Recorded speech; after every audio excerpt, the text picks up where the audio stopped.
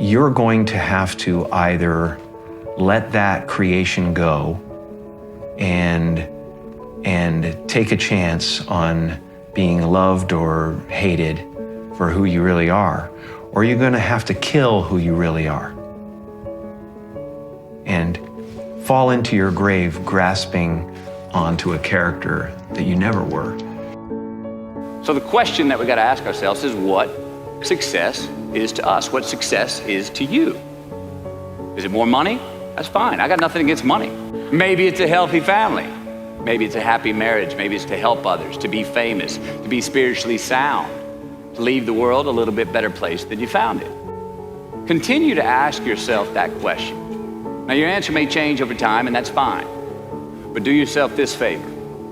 Don't choose anything that will jeopardize your soul. Prioritize who you are, who you want to be, and don't spend time with anything that antagonizes your character. Look, we're gonna make mistakes. You gotta own them. Then you gotta make amends. And then you gotta move on. Guilt and regret kills many a man before their time. So turn the page, get off the ride. You are the author of the book of your life. Turn that page. Your real work is to figure out where your power base is and to work on the alignment of your personality, your gifts that you have to give, with the real reason why you're here.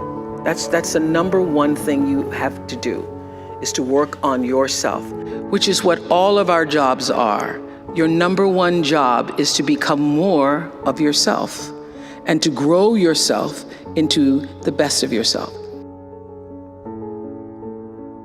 I believe that it was about a spark. Right. It was about who you are as a person. It's about your soul. Yeah. It's about not necessarily, I mean, you do what you do so well, but there is something about you that is attractive to people in a way that they want to sit and watch you for an hour and listen to you and listen to your insights. But it's about you and who you are.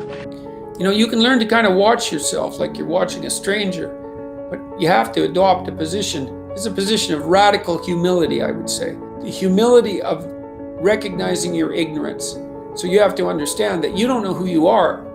And that's not easy to understand because you think you know, but then, you know, you remember you can't control yourself very well. You're not very disciplined. You're full of flaws. Maybe you don't know yourself as well as you think, but it's hard to get low enough to understand how deeply it is the case that you are ignorant about who you are. We've all got two wolves in us, a good one and a bad one, and they both want to eat. Best I can tell, we just got to feed that good one a little more than the other one. If you want to change the world, you should change yourself. And I don't mean that in some cliched sense. I mean it in the sense that Alexander Solzhenitsyn said when he analyzed the Soviet Union. He said, don't be thinking that the line that divides good from evil runs down a political spectrum or countries or something like that. It runs down right down the middle of your soul. And if you want to sort out the world, then what you do is you sort yourself out.